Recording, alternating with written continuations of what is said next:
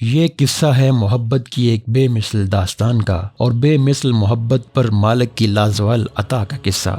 وہ ایک گمنام بوڑھا شخص تھا جو دیکھتے ہی دیکھتے پوری دنیا کی محبت کی نگاہوں کا مرکز بن گیا، جسے اپنی مادری زبان بلوچی کے علاوہ کوئی اور زبان نہ آتی تھی۔ عربی تو کجا، اسے اردو تک نہ آتی تھی۔ اس کی ساری زندگی دوسروں کی بکریاں چراتے ایک جھونپڑی میں گزری، جھونپڑی جو اس کی اپنی زمین پر بھی نہ تھی، سردار کی زمین پر مجبور اور موسموں کی شدت سے شرمسار کھڑی تھی۔ جھونپڑی بس ایسی تھی کہ آسمان سے ساری دھوپ، ساری گرمی، سردی اور بارشوں کا سارا پانی اس میں سے گزر کر بابا جی کے سر پر آ برستا تھا۔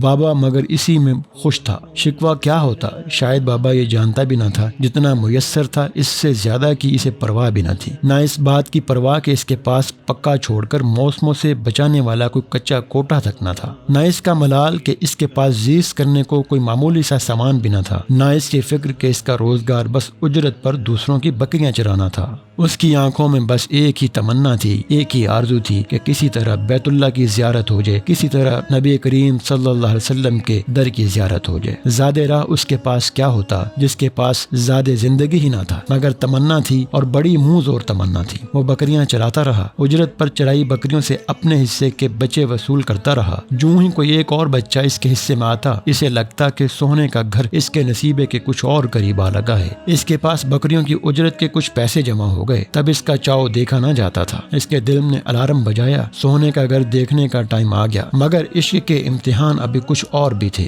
ابھی محبوب کے ہاں حاضری کا وقت نہ ہوا تھا۔ انسانیت پر کورونا کا امتحان آ گیا۔ اس نے رضا کی گردن جھکائی اور تمنا بغل میں داب لی۔ وہ انتظار کی سولی پر لٹک گیا۔ کورونا گزرا تو در محبوب تک جانے کے لیے زیادہ راہ اور بڑھ گیا تھا۔ سبھی جانتے ہیں کہ کوئی 30 لاکھ کے قریب اس بار زائرین ارض مقدس میں تھے۔ ان میں کروڑ پتی بھی ہوں گے اور ارب پتی بھی۔ وہاں 3 دفعہ کا وزیر اعظم بھی تھا اور جانے کون کون رستم زماں، محدث زماں وہاں موجود تھا۔ جو بھی تھا گمنام ہی تھا، یہاں کا مشہور شخص اور زبان زد عام شخص، مگر آج کے دن ایک ہی تھا اور وہ تھا بابا، جو 15 سال سے لوگوں کی بکریوں کے ساتھ اپنی ایک تمنا بھی پال رہا تھا۔ وہ بکری پال تھا، لیکن یقیناً اس کا مالک تو بڑا ہی لجپال تھا۔ اس نے اسے فرش سے اٹھایا اور عرب و عجم میں نامور کر دیا، تاجروں اور تاجوروں سے زیادہ تاجور کر دیا۔ اب عرب و عجم میں اس بابے کو پکارا جا رہا ہے۔ عرب میڈیا بلکہ پوری دنیا کا میڈیا، مخیر حضرات، بڑے بڑے بادشاہ اس آدمی کو حج پر بلانے کی دعوت دے رہے ہیں۔ وہ ایک ویڈیو کلپ ہی تھا جس میں اس بابا کو قرون اولیٰ کی کسی شخصیت سے تشبیہ دیتے ہوئے ٹی وی اور سوشل میڈیا پر وائرل کر دیا گیا۔ کسی نے کہا کہ یہ ابو بکر صدیق رضی اللہ تعالیٰ عنہ کے مشابہ لگتے ہیں، کسی نے کہا یہ صحابہ کے دور کا کوئی دیوانہ لگ رہا ہے، تو کسی نے یہ تک کہہ دیا کہ یہ بابا دراصل حضرت خضر علیہ السلام ہیں۔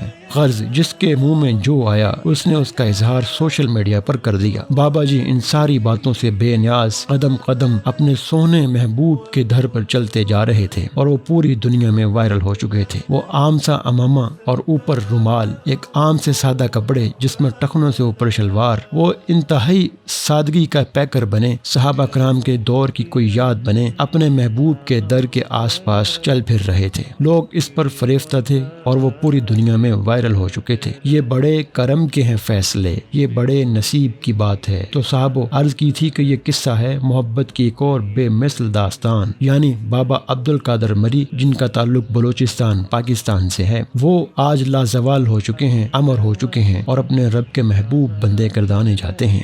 امید کرتے ہیں کہ ویڈیو آپ کو پسند آئی ہوگی۔ السلام علیکم۔